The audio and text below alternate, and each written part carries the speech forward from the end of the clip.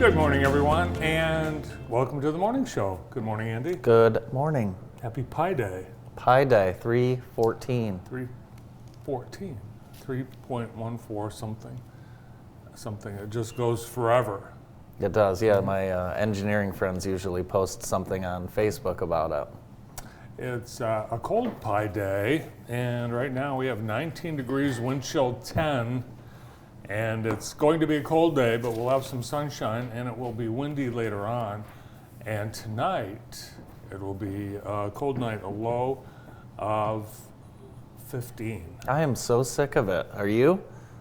Yeah, I think we've had I think we're all sick of it. Yeah. But good news, 7 business days until spring break.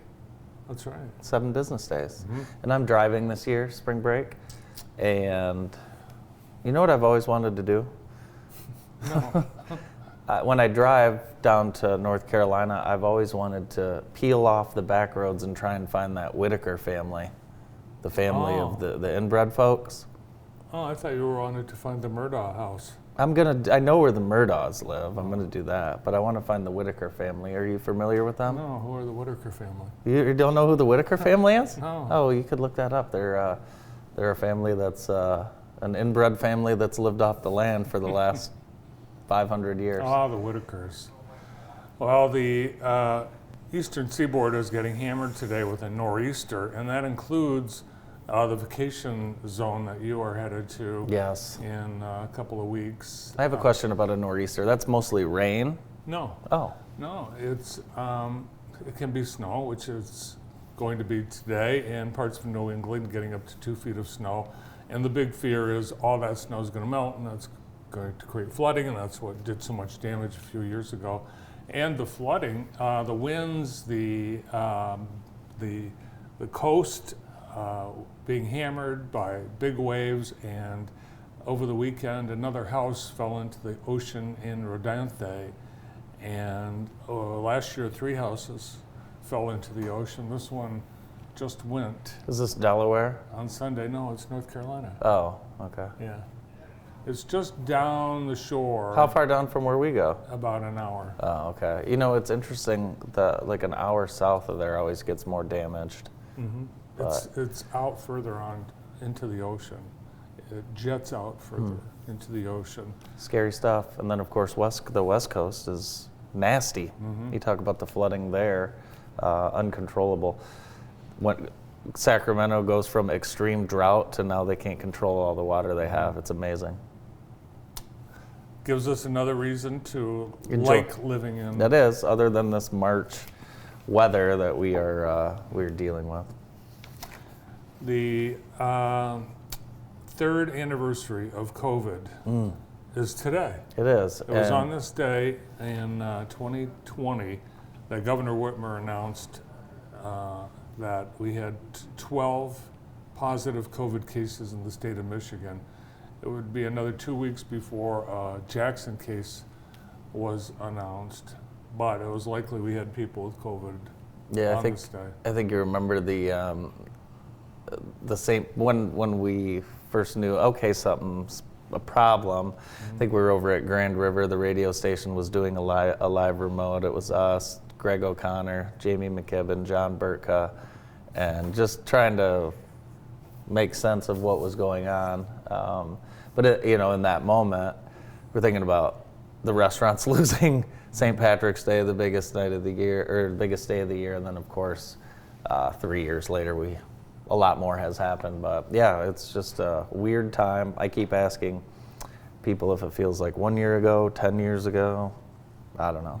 Feels like we've been kind of going at this quite a while. But yeah, 3 years, amazing. Yeah, it was this day that all the local organizations and businesses started shutting down. The library announced they were closing all their locations. The hospital cut off all visitors this day. And 2020. we announced that we would stay open. Yeah, we So did. sorry to all of our employees. You had to stay here and work, but we certainly appreciate it and are glad you did. Sad news out of the track and field sport. Dick Fosbury passed away. Inventor of the Fosbury The flop. Fosbury flop, of course. I did the Fosbury flop. So he invented that and won the 1968 gold medal in Mexico City, jumping 7'4" and a half. It's amazing because before that, everyone went head first over Right. the high jump. Yeah. So, and then by the time the next Olympics came around, after people saw him win, pretty much everyone switched to that. He was on to something. So a true legend in the sport. Yeah, I know. For sure. We learned a lot about him following your high jump career. In sports news, yesterday afternoon, Michigan State University announced Susie Merchant would be stepping down as coach of the women's basketball team after 14 years. And she was in a car accident in January, and that was a result of a medical situation. And it's not been disclosed, but she had planned to come back for this season, but after much consideration and consultation with her healthcare providers, Susie said, I've come to the difficult decision that it's my best interest to step down. So, She was a great coach for the great coach. Spartans. Yeah. Longtime coach, great coach. Another great coach for the Spartans, Tom Izzo, 25 straight years in the NCAA tournament. How about Wow. that? How about that? Yep. And do you remember how many of those years ago it was that Michigan State won the national title?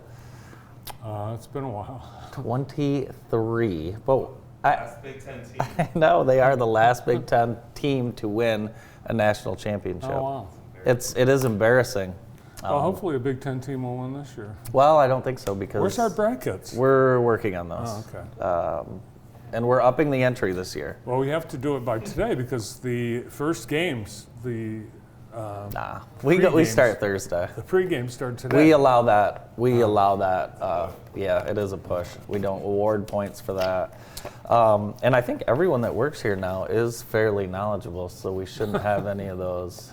The least knowledgeable person usually wins the Yeah. pool. Yeah, they do, but we'll see what happens. If I'm looking you're forward to if it. you're planning to travel on I-94 in Ann Arbor in the next week, be prepared for traffic backups.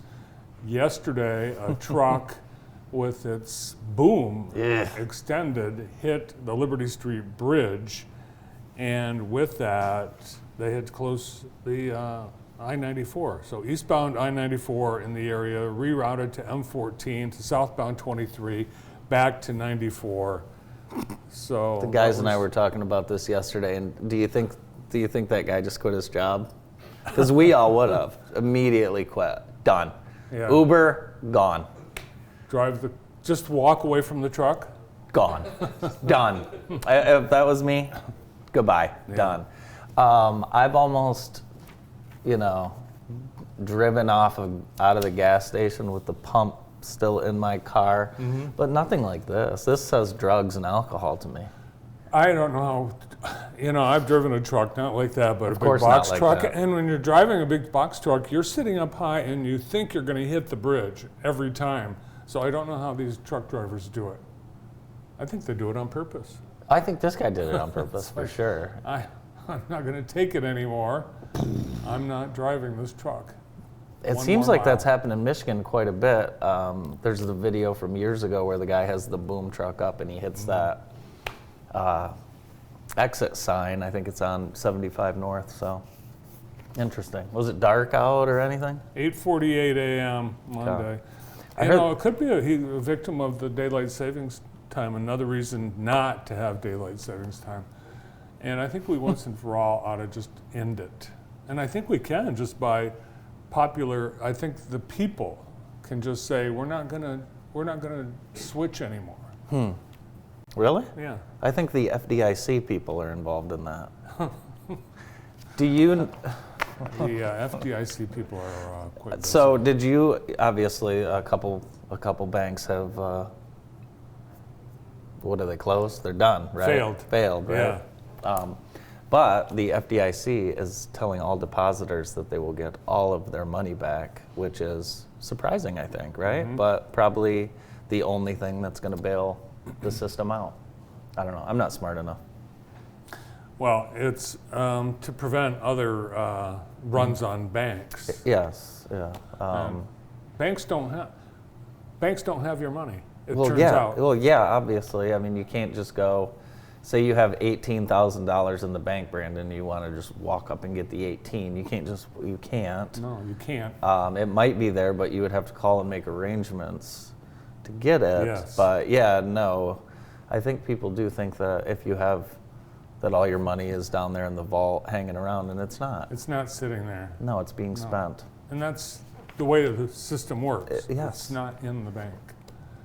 I heard But- there was a crazy crowd last night at the Jonesville-Langsburg game. Oh, what happened? You don't know what happened? No. Langsburg won.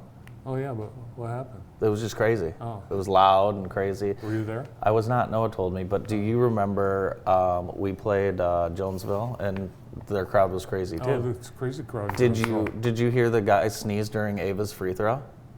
No. You didn't? It's a good thing you can't hear. Oh yeah, people Yeah. went berserk. Huh. Yeah. So well, they got theirs last night. Langsburg took care of Jonesville. Pretty good game, 61-54, and then Michigan Center come from behind. Adrian Putnam scored 17 points. Hunter Clemens added 16, and Jaden Watson had 11 for the Cardinals. Cardinals 18-7. They will play Langsburg, 24-0 Langsburg, 7 p.m. Wednesday at Hanover Horton High School. And it should be a good crowd. I would recommend getting there very, very early and getting a nice seat. But it should be a fun regional matchup between Langsburg and Michigan Center. So looking forward to that. I think a lot of people picked Langsburg. Not too many people picked Michigan Center to win last night. So that should be good. Yeah, and I think they have similar records. No, Langsburg, no? no, Langsburg has not lost, and Michigan Center has lost 7 times. Oh. So that would be Oh, I'm thinking of last night's yes, Jonesville and game. Yes. or excuse me, Leslie and Michigan Center.